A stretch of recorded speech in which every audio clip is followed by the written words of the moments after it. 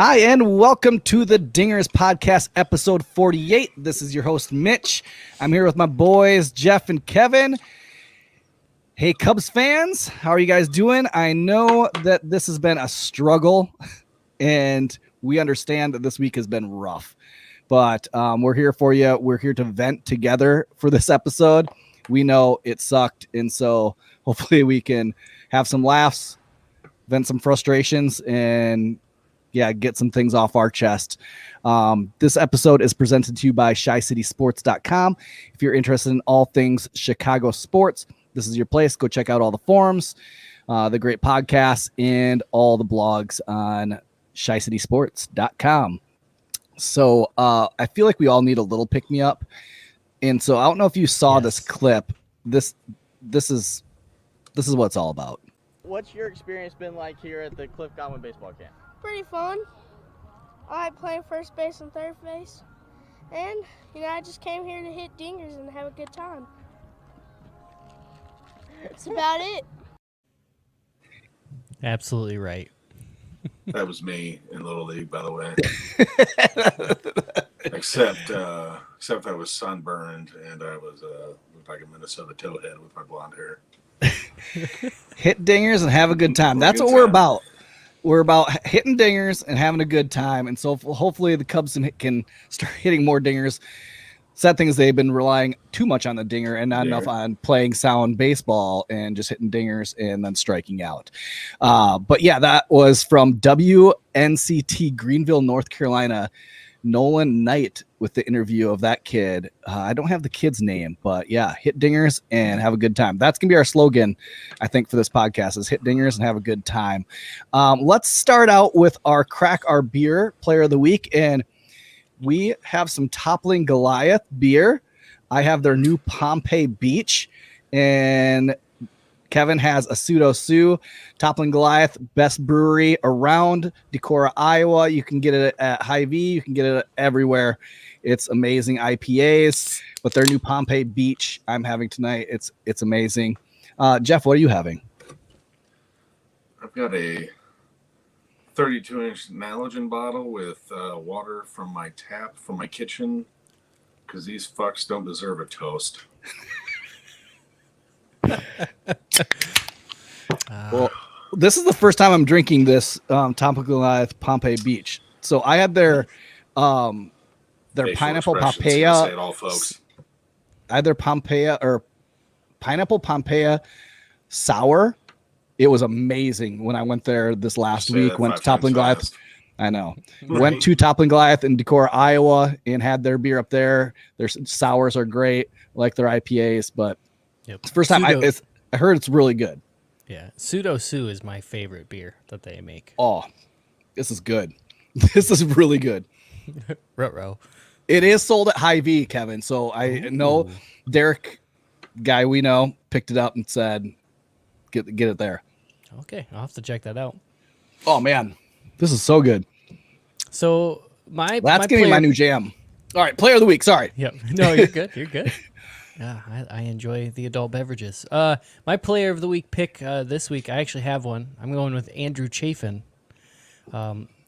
Guy's been lights out. I think he's kind of going under the radar, though, on some standings. I mean, All-Star. Yeah, he didn't make the All-Star team. Right. That's a crock. Right. And I was looking. He's only given up, and I hope I'm knocking on some wood. He has only given up 6 runs this season. The last time he did that was on May 7th. Last time he gave up a run? Last time he gave up a run. Wow. May 7th? Wow. Yeah. So that would have been against the Brewers. I remember that. We were having the podcast with Evan Altman that night. Yeah. And he gave up a run. That's a long time ago. Yeah, right? How fun the month of May was to watch baseball. Yeah, I miss that. My pick of the week is I want to go with. Are you done, Kevin? Yeah, no, you're good. All right, You're good. I'm gonna go with Kyle Hendricks for a start the other day. I mean, it was a solid outing. So I'm definitely not gonna pick anybody that plays offense. Right. I'm just going to pick this beer because that's been the best thing that I've had while watching a Cubs game is this beer that I've enjoyed because, yeah, I'm picking Toppling Goliath beer. Smart pick. Smart pick. Yeah, so we have not won a game since the combined no-hitter versus the Dodgers. Right. Isn't it weird how a week ago we had like a game or a half game lead, and now what are we, 9 games back? I don't know. It's so Well, bad. at that point, we were tied in first place. Yeah. At that point, we were tied in first place. Jesus. We haven't had a lot to cheer about lately. So from our last episode, we went from like a half a game back to now 8 games back, or 8.5 back. I don't even know. Currently 7 because the Brewers lost. Yes. Can Nope. pick up a Well, game. I am lost. I am I wrong. still feel like we're 8.5. sellers. You're right. Because the Reds are at 7. Looked at the lines wrong. Well, Kevin, do you want to do our weekly recap? Yeah. Yep. Okay, folks, buckle up. Our week in review. We lost all week. There's your recap. Yeah, we ain't gonna get into any more than that. Screw talking through every game because that wouldn't Right. be fun for you or for us Right. to listen to or to talk about. So, I will say one that positive. Yeah. The one Yeah, positive that's was what I all thought, three losses in Cincy were by 1 run, and Hendricks and Alzolay looked good. and I will say, even go back to Friday's game with Mills. Yeah. Mills struck out what? He had a 9. career high 9 strikeouts. He matched his career high of 9 strikeouts, and he still lost the game. Yeah, Shit. that game should have been won. Oh yeah. Like, that's where, who was it that came in?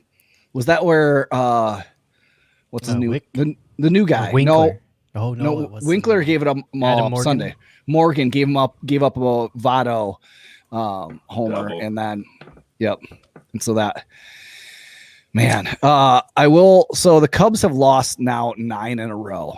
They haven't lost that many since 2019 or 2019, when everyone got hurt towards the end of the season and the whole season went to hell, and they lost 12 in a row in 2012. And then I got depressed and didn't want to look back any further of their other losses in a row. I remember one time in high school, them starting the season with like 12 or 14 losses to start the season. These stretches suck. 14 games. That's three quarters of a month. Jesus. Yeah, I remember them starting. I think it was my junior or senior year, 2000 or 2001. They start. Maybe it was earlier than that. Yikes. Whoa. 1999. I don't know. They started out just horrible. But yeah, these stretches where it's tough for us as Cubs fans to watch. It's tough because we're frustrated. We see the problems. They know what the problems are. They can identify the problems. Everybody knows what the problems are. Nobody can fix the problems. So let's talk through a little bit of what we would say the problems are, and in our frustrations with them. Let's get a little bit off of our chest, because I think we need to talk and vent, and we need to get through this and then move on and move forward, because I think there is still a lot of season to be played. Just like we talked about last week, we ended the podcast talking about that these 3 games with the Brewers aren't going to make or break us. So whatever happens, there's still a lot of seasons, and there still is. They could go on a stretch right now and win 7 in a row before the All-Star break and be only down 3 games or 2 games. Yeah. That could happen. So, like, it's baseball. Crazy things happen. I'm pissed. I don't like where we're at. It's not good. But this month of July is going to be crucial what we do with this organization. So, what are some of the problems that you guys see and are frustrated with? Jeffrey, start us off. Everybody's in a slump. I mean, Right. Jed's come out and said that he'd like to see the team take more walks, but like when people get in a slump, they try to swing their way out of the slump. I watched a couple guys that are struggling at the plate get like called third strikes on them that weren't anywhere fucking close to the strike zone. They don't need that crap either, because now they're thinking the strike zone is like this big. When it really is this Wisdom big. Wisdom has gotten screwed like the last Just 4 tonight. days. Tonight, the very first at bat, like Yeah, he's gotten bases screwed. loaded. Man, that was nuts. Just But I was really shocked to see Javi take that walk in the Yeah. first. Well, that's my issue. Like, okay, we're focusing on the offense. I'm the biggest Javi. I love Javi Baez. I have a Javi Baez. I have 2 Javi Baez jerseys. I've tried to get my son to have Javi Baez be his favorite player. Like, I love Javi Baez, but he's wearing on me this year. His streakiness, he's not the guy that we had in 2018, 2019. He's not that player. That player, he was consistent. 2019 or 18, he was a consistent player almost the whole year, and he was a runner-up to the MVP. The last couple of years, he's been so hot and cold, and his approach at the plate, like I think there was two games ago, he swung first pitch. And it's like right now, I think he's like set. Like, nope, I'm just going to take my 3 hacks and go back to the dugout. If I hit him, great. If I don't, I'm going to K and go back to the dugout. It's like it doesn't matter where the pitch is being pitched. He's going to go up there hacking, which I like his aggressiveness. But at this point, when you're struggling this bad, and especially against pitchers that are struggling, I think he had a at bat against, who was it from the Reds? Can't remember. It wasn't Garrett. No, it wasn't Garrett. Who was not getting the ball across the plate. Was not getting the ball. And he'd walked, I think, the 2 guys before, hit one of them and walked him.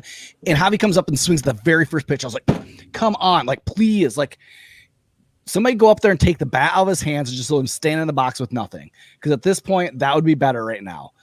And guys are so, like, that happens so often. It's like we help the pitcher out by swinging at pitches out of the zone, and then we get down, and then we're already in a slump, and so we're mentally not there, and pressing, and then we're not helping ourselves out. We're helping the pitcher out over and over again. That seems what Javi's doing. Now tonight, Javi's had 2 great at bats.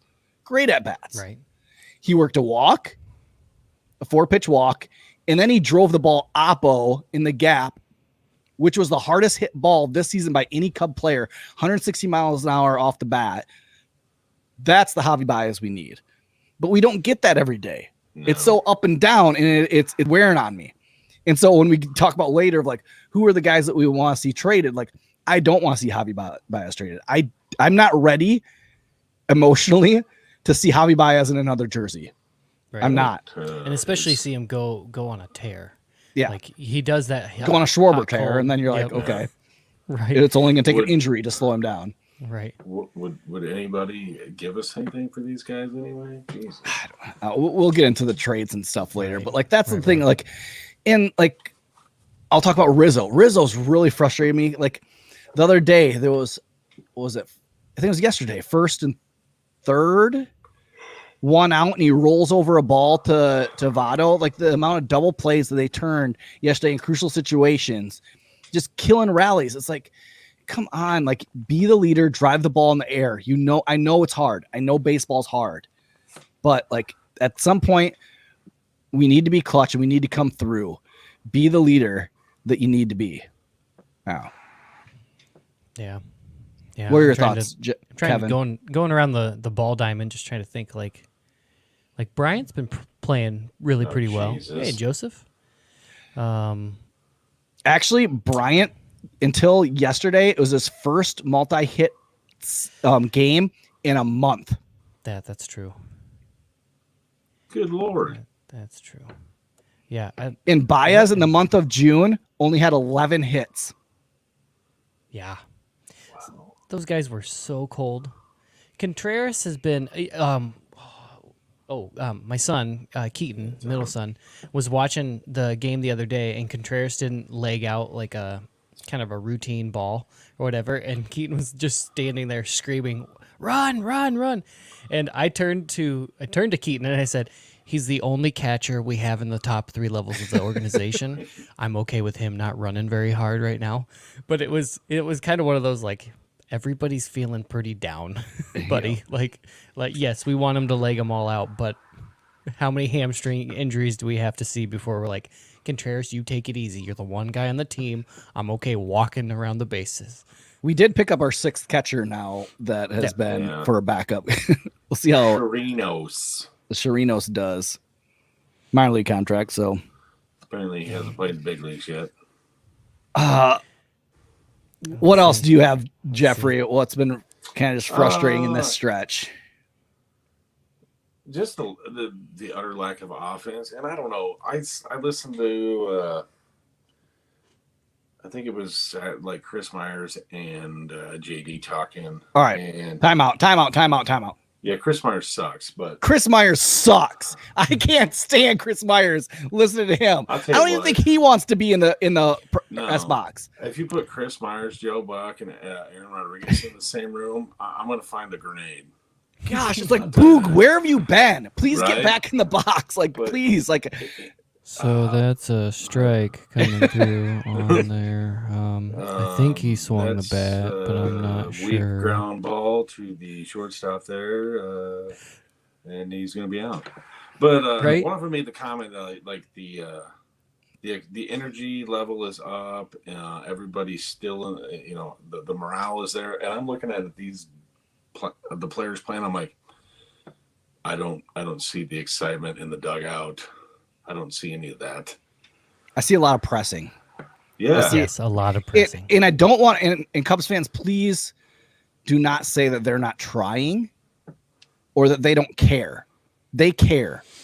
Because it's not just about wins and losses. They care because their contracts, there's money at play for them and their family that is at play. They care. They care how they're performing. They want to do well. And in getting traded or getting a big paycheck later on, being on a championship team helps you get paid more. Being on a good team. So, like, they care. Don't say that they don't care. Okay, that's my little... I totally agree. I think some of the guys' timing is off too, just in their approaches. I don't know how many times I've seen a batter turn around and start walking towards the dugout, and they're just staring at their bat, and they kind of do the like half swing where they're like, it's like, okay, was I here? Was I here? And it just seems off. I honestly think the best thing is if we could get to this All-Star game without losing, 7 more games. I think a break is going to be the best thing for them. Yep. And I was kind of happy we only had a couple guys going to the All-Star game, to be honest with you. I think a lot of guys need like Javi needs a break. Rizzo needs a break. Yeah. I mean, Bryant even needs a break. I'm glad he's not a starter and then he has to play like 4 innings. He might just play 1 or 2 innings. Like, I like that. Right.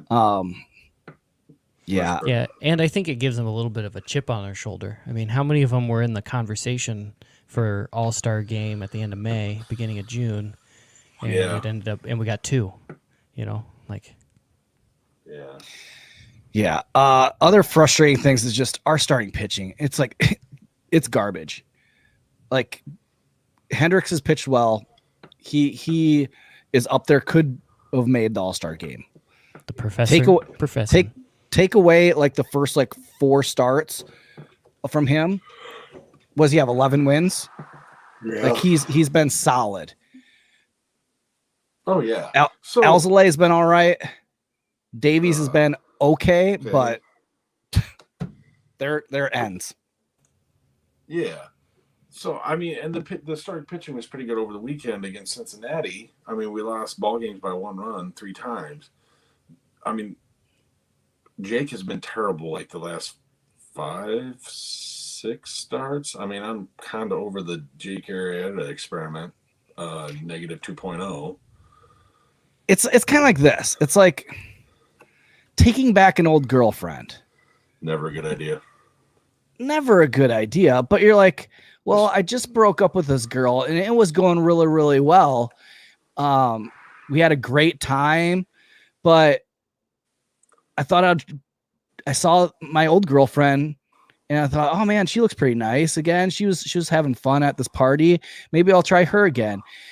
And you go out with her, you ask her out, and then it's like she took up this new hobby, and it's like crafting or scrapbooking, and it's a really boring hobby. But you're thinking back, you're like, man, I remember the good times. We went to a Blink-182 concert. We went to the Warped Tour. That was like the highlight of my time with her way back in the day. And you're like, this time it's like the magic isn't quite there. It's never the same. It's never the same. Never the same. It's like you're describing the late 90s, early 2000s music scene right there. Right. You know, May or may not have dated a girl for the second time. maybe, Would this be a personal story, Mitch? No. I don't know. But like, maybe he needs to cut down on the Pilates workout and the 13 or the bike ride the day he pitches. I don't know, but he doesn't look good out there at all. Right. no. It kind of looks like mud thrown on a white picket fence. His new hobbies he's picked up has not been working well. No, Yeah, I don't know. I don't know if he's gone vegan or what, but pack your colon full of beef, kid. In the last game he pitched against the Brewers, I'm sorry. When you have a 7-run lead in the first inning, your job is to not walk guys. Yeah. And what does he do? He comes out there and just gives them up. Yeah, I think I was more upset about that game than losing the 3 in Cincy. Like getting up that many runs and then immediately turning around and just pissing it away. Like, so I had to follow that game on my phone at work here and there. So like I checked the score and it was like after the top of the first and we're up 7-0. I'm like, ooh, the offense came alive. You know, we got some cushion and we could squeak out a win. Like a half hour later, I checked. I'm like, how the fuck is it 8-7? How the hell did this happen? Yep. right? It's ridiculous. Yeah. Yeah, I think Eric, the super fan, and I were messaging, and we both, I think, back to back. I think I he sent me something. I sent back, I'm turning the game off, and he sent back to me. He was like, "Yep, did it 5 minutes ago or something." He's like, "I'm silencing my phone or something." I was just like, "Yeah, I'm done with this." I don't know. There's been some talks of like, what do you do with him? Like, does he go to the bullpen? Does he go to retirement? Like, Maybe a coaching He goes position. on the IL for one, like that phantom IL stint that Tepera's on right now. Like He's got a torn Right. labrum. he's got a cut got on his thumb. there's something blisters. wrong with him in between the ears right now. He has a hangnail. I don't know, something like Hangnails and blisters. and like I think like that first inning, like when watching that game, I like almost felt bad for the Brewers starter. It was his very first big league game. And you're like, oh, he's given up like 7 runs. I kind of feel bad for him. And then 2 innings later, the Cubs are down by 4. And you're like, why bad feelings? I shouldn't have felt bad for him at all. I should Step on their throat, score all the runs. It's like I hated I had bad feelings of feeling bad for the guy, and then only half an hour later for them to come back and beat us. It's like, no, I shouldn't have felt bad at all. Like, this is what you get for being soft. yep, Right. too soft. That's why very teachable moment for my son. Like, son, do not ever take feel your bad. foot off the gas. You Yep. score runs until they tell you you're not allowed to score any more runs. And the umpires have to be the ones to tell you that. Yeah. Other things like that's just been frustrating is just the injuries. We have been getting some guys back. Like Nico is back. That's great. Love to see him. He got a hit tonight. We're so close to having Justin Steele back. Tepera, which we can talk about our bullpen a little bit. Like our bullpen, I think is getting to the point where they really need the All-Star break. They need a break. Yeah. They've been taxed because our freaking starting pitching can't go more than 4 innings. And so they've had to pitch a ton. We've used a ton of guys, but they're just getting overused. And Tepera, I think it's just a little bit of his arms getting tired. He's been out there every day, it seems like. And you can't do that to guys. And so getting Justin Steele back here pretty soon is going to be a huge lift to this bullpen. And I can't wait to see that. Like, that we need those guys back. We need Duffy back in this lineup. We need those guys that diversifies the lineup. And I'm not saying that as soon as Duffy and Nico get back in this lineup, we're going to go on a tear like we did in May. I'm not saying that, but like it does help. It makes so our lineup is diversified and it's not strikeout guys. Like the only guys in our lineup that don't K right now is Rizzo. Ross is gonna get tanked. Oh, Ross is He's getting get him, he's gonna Ross. get tossed. Get him. We're recording this live on Monday night during the Cubs Phillies game, and Ross is letting the ump have it. Good for Right. him. Well, Get him, Rossi. Was that Harper that was up to bat? Harper was pissed about the one that got called a strike, and he made it known. Get to the out of here, Joe umpire. West. Nobody wants you. Get your belly off. Get your belly off, Ross. Joe West. Oh my! So is the guy behind the plate tonight? What is he, like 21? Seriously, he No, looks I'm like a pretty sure he child. can't have a beer after this. Hey Joe, you can go across the street. Give Ooh, me that looks pretty good. That looked pretty good. Yeah. Yeah. I what think are he's some- more. What are some things that we have to upset. look forward to for this season? I know people are struggling. They're like, okay, a lot of people have given up on this team already. I've seen you on Cubs Twitter. I'm keeping receipts for you guys that have given up. If they ever do come back, I'm still listening to the games. I'm still watching the games. So when you tune back in, I'll be here to report them. But what are some things that we can look forward to, and that even somebody that's like wants to check out that still has things that they can invest in for this team and look forward to? We got Nico. Yeah. I mean, he's going to be fun to watch Nico. for years. I mean, he's going to be around. I think unless there's they a trade him. chance late, like if they do sell the farm here in the next couple of weeks, there's a chance we could see some young guys get into the lineup, which means Yep. maybe the Iowa Cubs won't be that competitive again. Oh, they've been pretty bad this year. They have, granted, 3/4 of their starting lineup has been playing up with the big club. Right. I'm kind of excited to see Keegan Thompson, get a start, another start going. I was reading a little bit about Justin Steele. It sounds like they're trying to kind of stretch him out at Iowa, maybe give him a start or two. I think that'd be fantastic to watch and see. And the thing I like about both of them two transitioning now maybe to be starters is that now they know from being successful down the bullpen, they can get major league players out. Yep, their stuff works. They have elite stuff that they can get those guys out. Now they just have to do it in consecutive innings. And It's gonna so be a run. I'm excited to see that they get a chance. I want to see Keegan Thompson get another chance to start. I want to see Justin Steele let's see what he has for a couple of innings. A lefty. He kind of reminds me of a little Johnny Lesta. Like, Yep. he has stuff. Like, let's see what he's got. Especially, let's build this rotation for our future.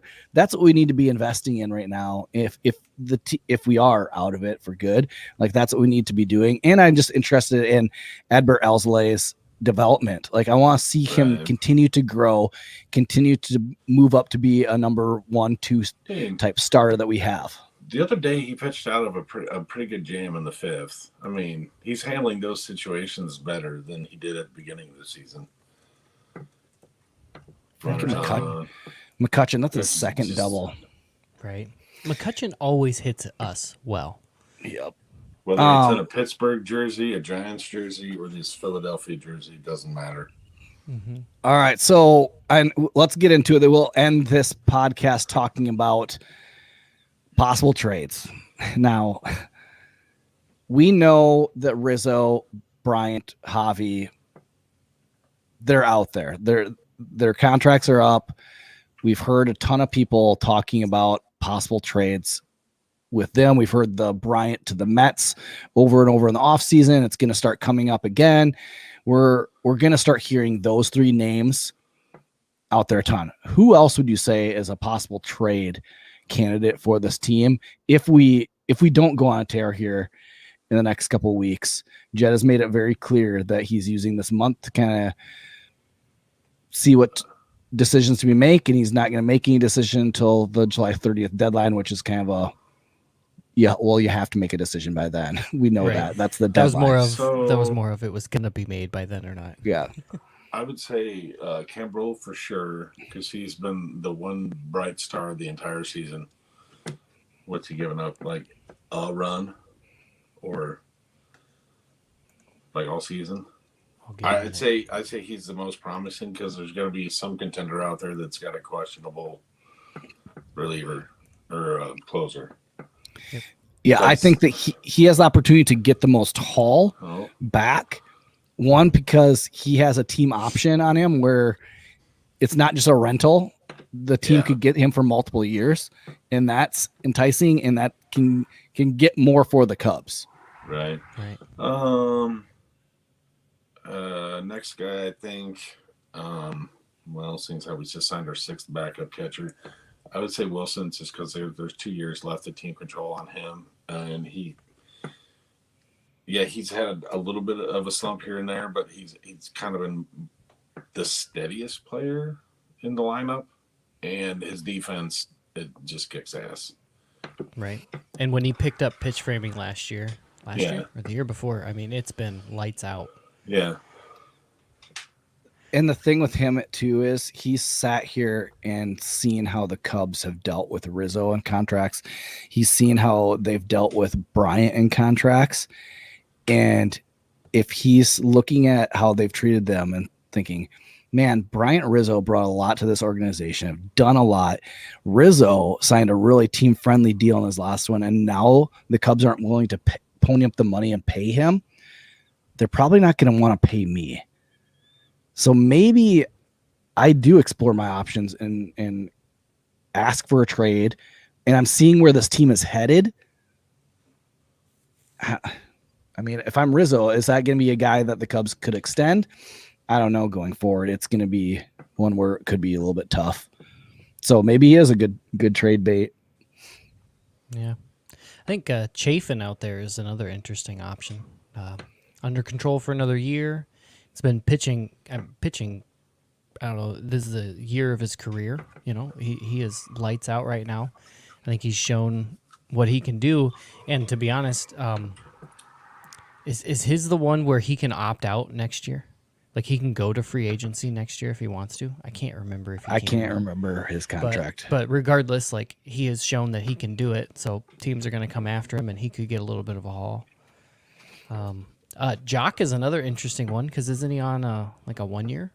So he's a rental. I mean, you're not going to get a ton necessarily back for him, but something potentially. What about Hap? He's not worth anything, is he?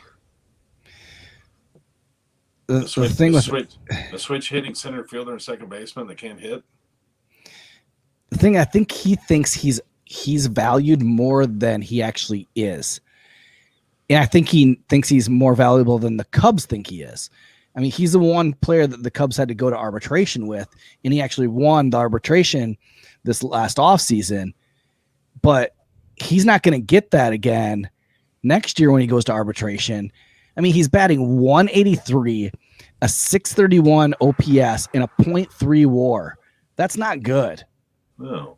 It's like when your parents give you their hand-me-down car and you drive that for like 4 years, and then you get like your first like big kid job and you start making money and you go to trade it and they don't want to give you anything but like $500.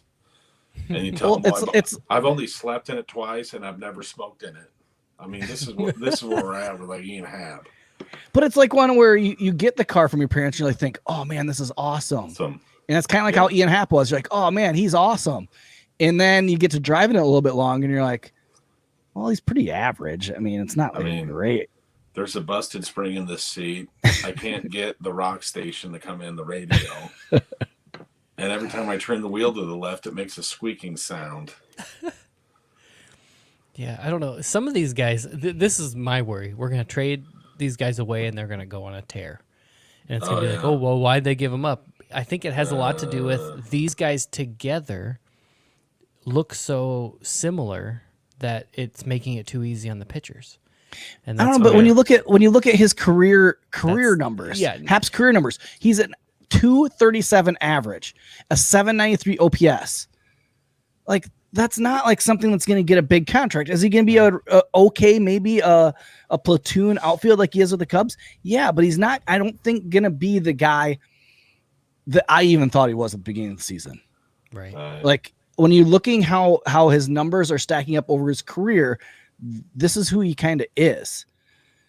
And so I don't know. I think it might do him some good if you quit doing some podcast and quit selling coffee. I don't know. Just concentrate on baseball. He's diversifying his portfolio. All right, I'm gonna maybe ruffle some feathers here. Oh no. Ruffle away. I think the big question that Jed has to ask himself is, when is the next time he can win the division? And whether keeping Kyle Hendricks is worth it. Is he going to be the guy that's going to be there in this rotation the next time they're set up to win the division? And if not, why not? Why not? I mean, you traded Darvish to get some 19-year-olds. And you know what? Like, people get all frustrated because of the Darvish trade. A lot of trades that have happened in the past have been for a whole bunch of 19-year-olds, and those guys turn out to be really, really good baseball players. We don't know. But here we have Kyle Hendricks, and it's going to be a waste if we go the next couple of years and we're kind of not rebuilding but retooling. And we could use him to go out and get some more guys. I mean, rebuild this farm system like we have. It's an opportunity. I don't know. What are your guys' thoughts? I mean, I don't want to see the professor go, but he could get you something. Well, I mean, yeah, he is the cornerstone to our starting pitching, which, like when we first got him, I'm like, yeah, is this guy going to make it? But he's like shaped himself into a quality pitcher. But yeah, I mean, it's going to be a waste of his career if we retool, regroup, rebuild, whatever you want to call it. He's out there pitching 6-7 innings and losing 1-run ball games, 15 times. You know what I mean? Right. So yeah, if they're gonna get rid of the Bryant, Baez, Rizzo big three, they might as well get rid of that Kyle too, because there's no point of. Yeah, I think you made a really good point there, Mitch. Of I'm looking at Kyle's contract right now. He's under control until 23. 24, he has an option. There's an option there. So if they don't see themselves competing in the next 2 years, I think, he is an interesting trade piece that could probably net a lot of haul that would build, if you're planning that way, the 2024 and beyond. This is where, like, think about this. Like, you have Brendan Davis that probably is going to come up, I would say, the middle of next year. You have Braylon Marquez, it's probably going to be a year later. You have Ed Howard, that's going to probably be a year later. That you have that Morale that is with them in South Bend. South Bend is packed full, and they're just killing it. There's highlights all the time. Follow South Bend's Twitter. Follow Brian. What is his last name? Brian. He's the Cubs prospect guy. Follow him on Twitter. They're constantly putting out videos from South Bend of guys just killing it down there. Like, the window is going to be 22, 23, 24. Somewhere around there is where we're going to start taking off. And that's when Hendricks' contract is up. Are we going to waste him the next 2 years just trying to hold on? Or are we going to try to get a haul for him? So, or are we going to say, finish your thought, Kevin? Oh, I lost my train of thought. Oh, yeah, there's so much potential in the Cubs farm system. That's what it's hard. I think, this is where I was going. Sorry, bird walks. It's hard to watch this, and then I'm turning around and thinking about the Rays and how they've just constantly like replenished, even though they let go these star players every year, and they keep replenishing. And I'm wondering if the idea isn't to build that, rather like the Jed Hoyer and Theo Epstein built to get to the World Series, but they didn't necessarily build the franchise to be an every year deal. I mean, they sent off a lot of prospects, getting Chapman and some other pieces. Well, I think that was their original plan but then they went for it again in 2017, and they went for it in 2018, making some trades, and they depleted the farm system in doing that. And so then they were hurt a little bit when they just tried to keep it up for a little bit too long, rather than building up. One, it's like you look at the Rays, like they do, like they let, what's the pitcher for the Padres? What's his name? Oh gosh, I know exactly what you're talking about, because he walked away and everybody's like, how are you letting him go? And he's not doing great with the Padres. And so it's like, Is it the guy Like that they never let pitch into? Is it Yeah, they Snell? never. Yeah. Oh my Like goodness, I'm Snell. blanking on his name. Snell. Yeah. Yeah. Like, and they're totally fine just letting Snell move on, walk, Wow. and trade, and it's like, okay, like they have enough guys in their system that they trust, and they trust that their system is built up strong enough that they can just put those guys in, and they're built. You look at the Rays. The Rays constantly have pitching from top to bottom. Their bullpen stacked. It's nuts every It's- year, and it's like you look and you see the other teams that are contending, and it's like former Ray. Like, okay, how are they still contending with the guys that they contended with 3 years ago? Like, And I think it comes down to their scouting and development. Like they have guys like getting a Rosarina from the Cardinals. They have good scouts out there that can find these guys. And I think the Cubs have that. They signed a guy. I can't remember what his name is. He was with the Cardinals for a number of years, and then he was with the Oakland A's for a number of years. You look at both those organizations that are really good at finding these guys that nobody else finds. Like Oakland, they've done the kind of the same thing as the Rays. They've found these guys that just keep working in their system, and they keep being right there for the playoffs, even though they're way under payroll. It's like they signed that guy, and I think he's the guy that I think was scouting and researching the 19-year-old prospects that the Cubs got in the Yu Darvish trade. He was the one who wanted to sign them with Oakland way back in the day. And then they signed with the Padres. And so when he came to the Cubs, he was like, no, these guys are going to be really, really good.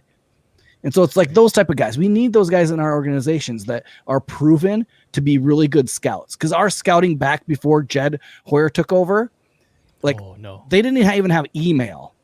They didn't, like when it was under Jim Henry, they didn't have email. They didn't have cell phones. It's like, no, I need you to, when I text you, I need you to write me back right away. I need information. it's like that scene in Moneyball where all the scouts pull out their pads of paper. Yeah. Yeah. Oh man.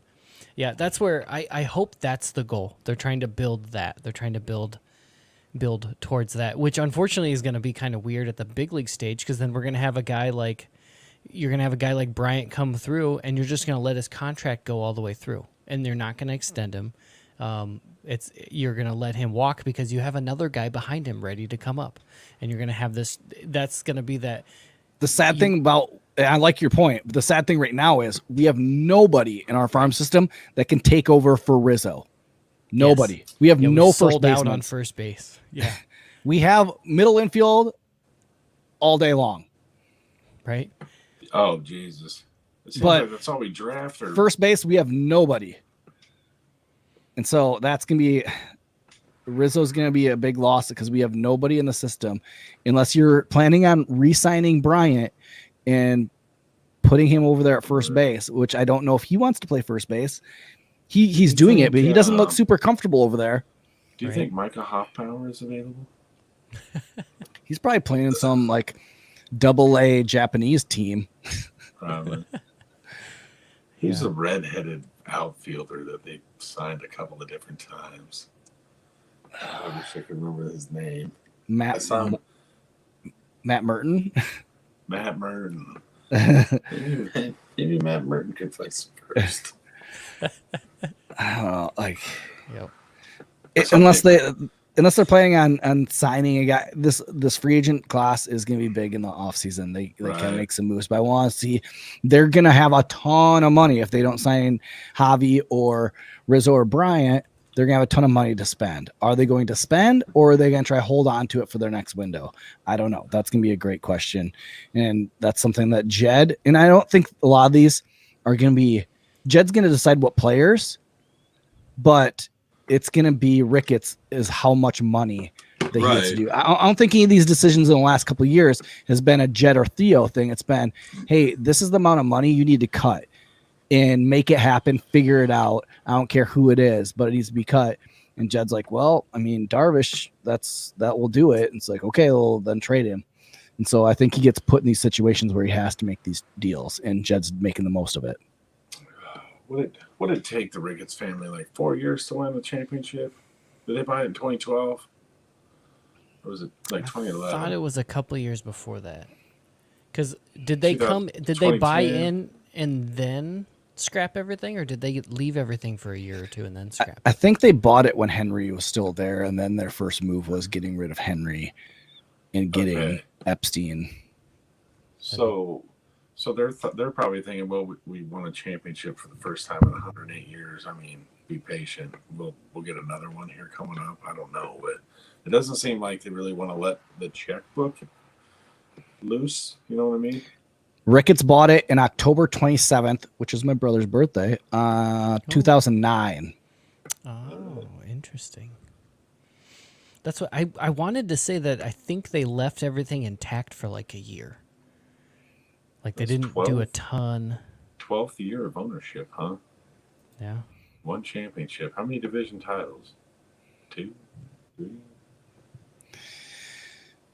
So, yeah, they have some big, huge questions to answer. They have some decisions to make with this team, and it's not going to be just a Jed decision. It's going to be Ricketts saying, hey, this is the amount of money that we need to cut, and this is when we can start spending a little bit more.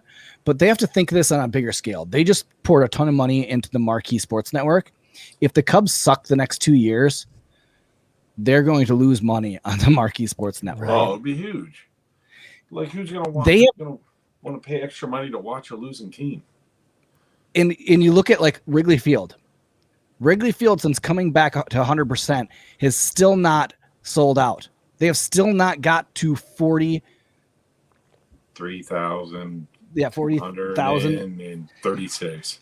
The Reds this weekend had over 40,000 at their park because they have a bigger park, but they had over 40,000 every single time. That's the Cincinnati Reds, and the Cubs can't even get that right now.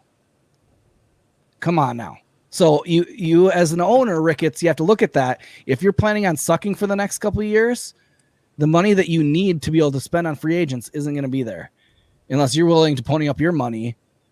I guess you have a ton of money you could be able to do that for, but like, well, they manage a hedge fund.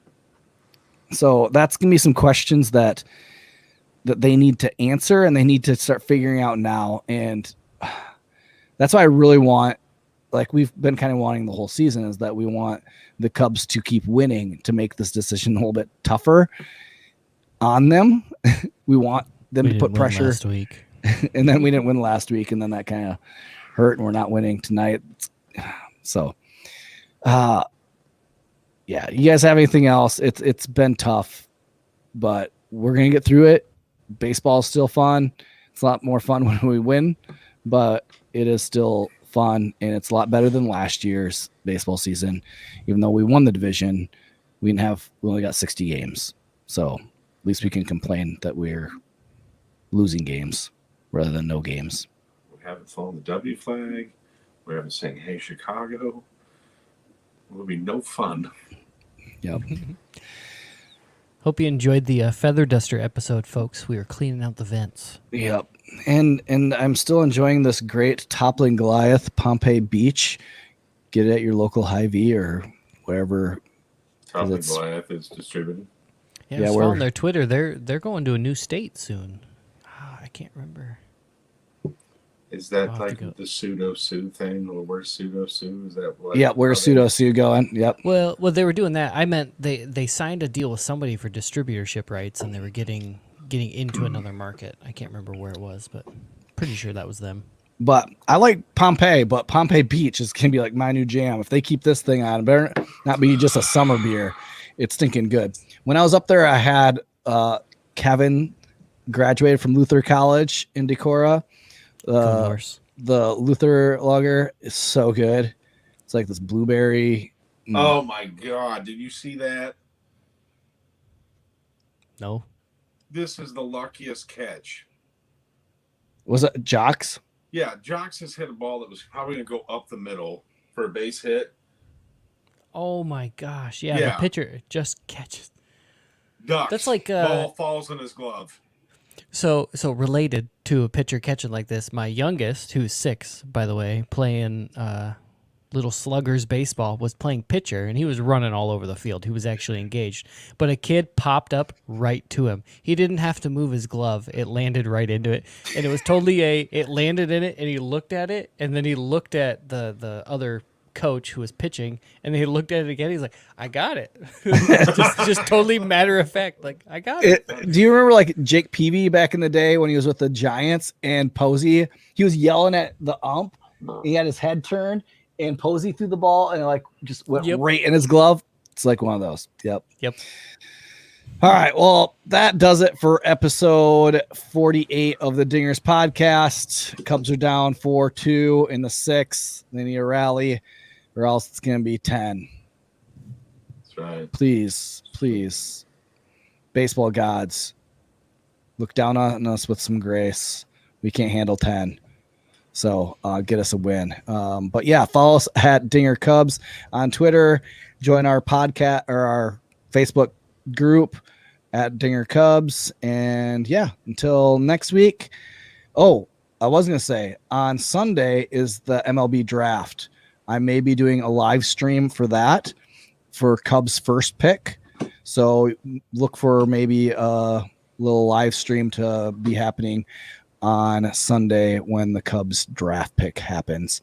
Probably not before because I don't care all about all the other draft picks. But yeah, when the Cubs draft, I might jump on St. Louis compensatory picks. No. Or anything like that? No. They probably got 5 or 6 of those. At least, if not 7.